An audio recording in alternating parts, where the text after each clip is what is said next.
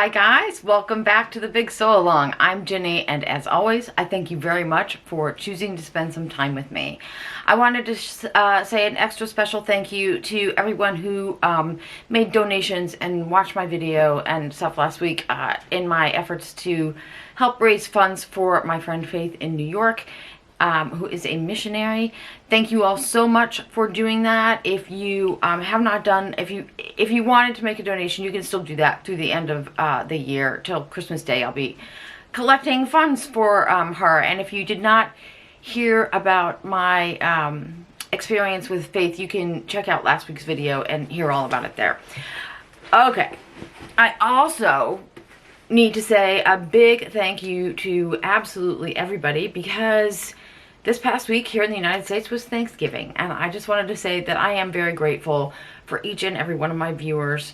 Thank you so much for, just thank you for your support all year long.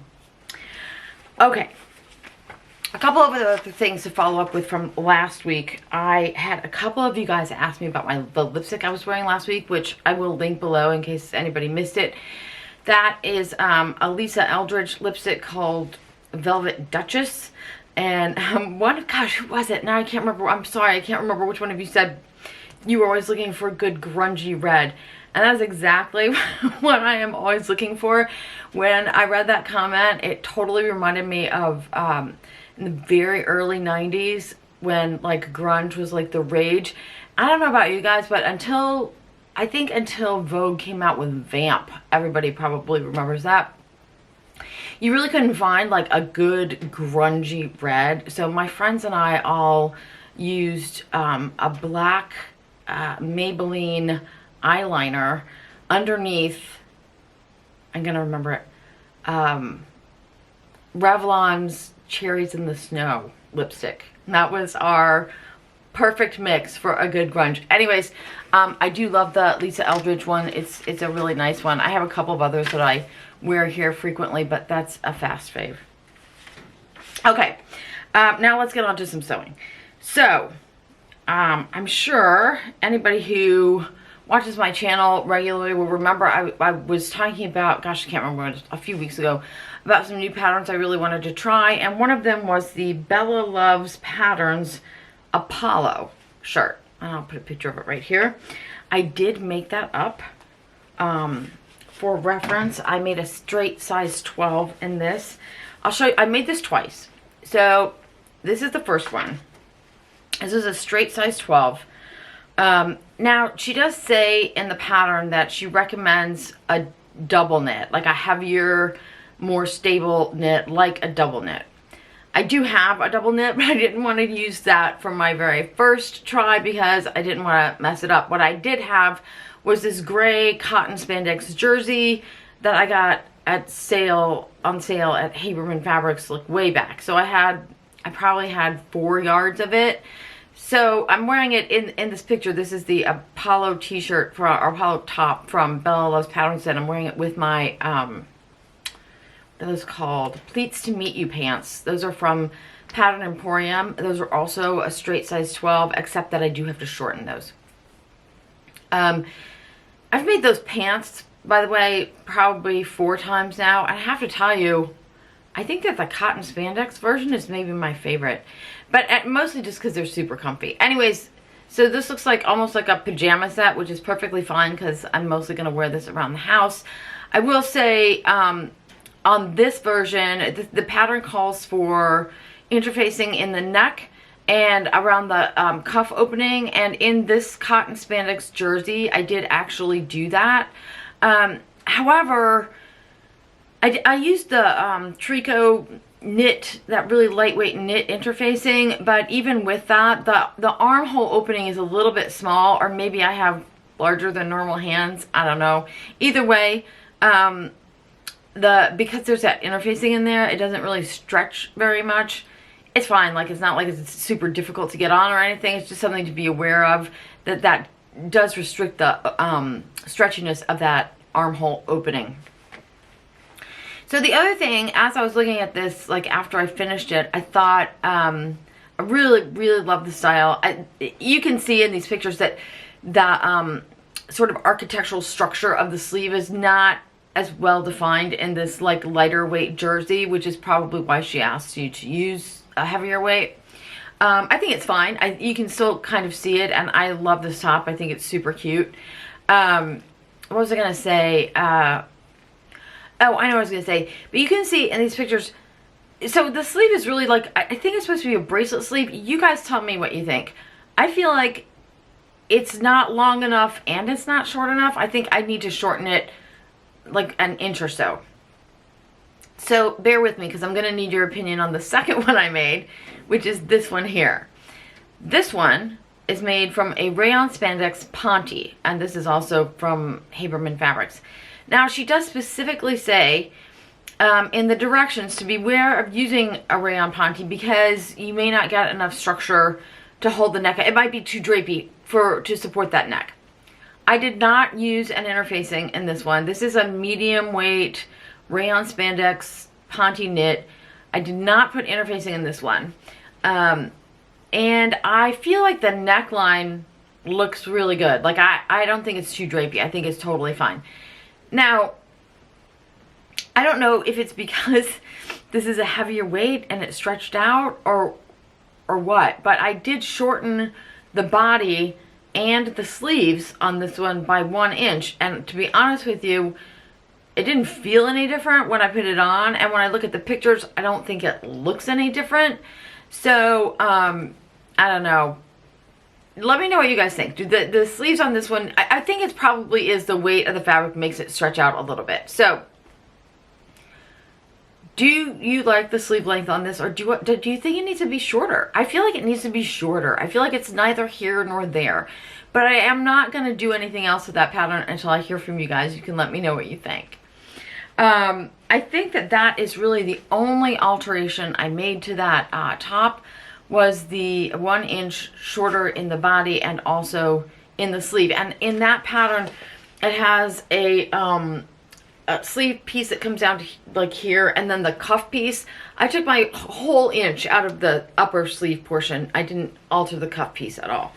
Also in that version, I did not use the interfacing in the sleeve facing, and that to me is more comfortable. This shirt, because I didn't use that interfacing there, I can pull those sleeves up a little bit, but then you totally lose the effect of that really cool sleeve. So I don't know. I think I do have another double knit fabric I can make this out of. It is not a ponte, so I don't know. Let's discuss those sleeves, and if we can come to a conclusion on the sleeves, I may make that again, because I do really like this top. I also will say it was a really easy knit. I did hear somewhere along the line, I think I read a review online somewhere of this pattern, they said the directions weren't great. I didn't have any problems with the directions whatsoever, but it is really simple. So if you, I mean, it's pretty simple. So if you have plenty of experience putting tops together, I don't think you're going to have any trouble. If you're brand new to sewing, it might be a little more challenging. Okay, I did want to say though, the other thing was Sally asked me last week, not about this pattern, but about a different pattern. I think it was a style arc pattern. She said that there were 2 sets of lines on the pattern and she didn't really know what they were for. Now this is something that I have come across a few times, but only pretty recently. I have almost never seen this before. But it's happened in this Bella Loves Patterns pattern also. I'll show you a picture here. Hopefully you'll be able to see. I have 2 highlighted lines on there.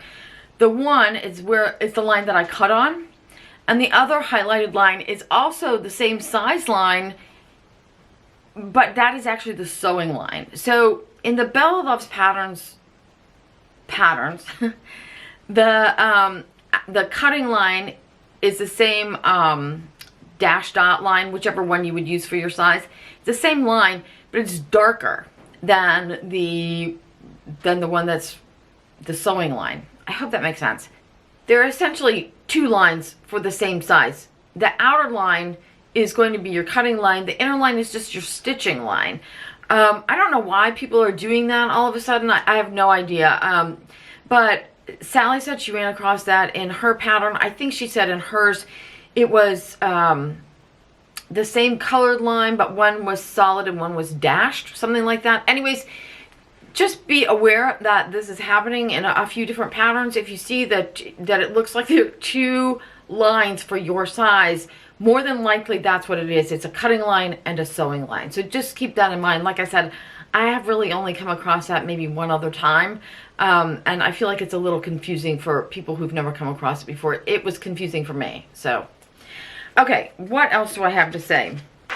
Oh, I know what I was going to tell you guys. This, because I had my Pleats to Meet You pattern out, this second Bella Loves Patterns Apollo top was also made. It's also being shown with my another pair of Pleats to Meet You pants. This pair is in a double brush poly that I'm pretty sure I got from, what's it called? Knitfabric.com. I got it a while ago. This particular pattern actually recommends using a double brush poly, so I did buy, like, I think I got 2 separate pieces to make these pants.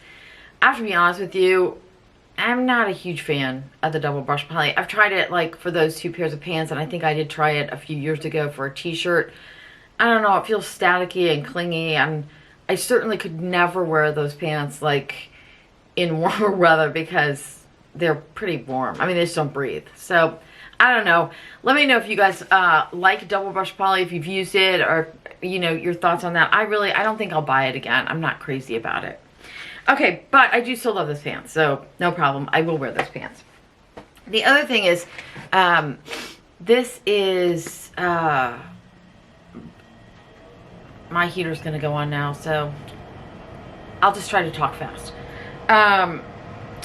Since this is the day after Thanksgiving here in the U.S., it is also Black Friday now the world over, and I did notice there are tons and tons and tons of Black Friday deals out there. I'm sure you've all been aware, but along with that, I did get an email from Bella Loves Patterns that she released a new coat that looks really cute. I don't know if I would make this coat, just only because I don't think I need it. I have another coat in the works, but I have to tell you, I do think this is super, super cute. Yeah, so new pattern alert. I do really like the Bella Loves Patterns pattern that I used. Like I said, went together really easily, and I feel like the sizing was really good. Alright guys, I think that is it for me this week. Thank you so much for stopping by. I look forward to seeing you again next week, and until then, I wish you all happy sewing.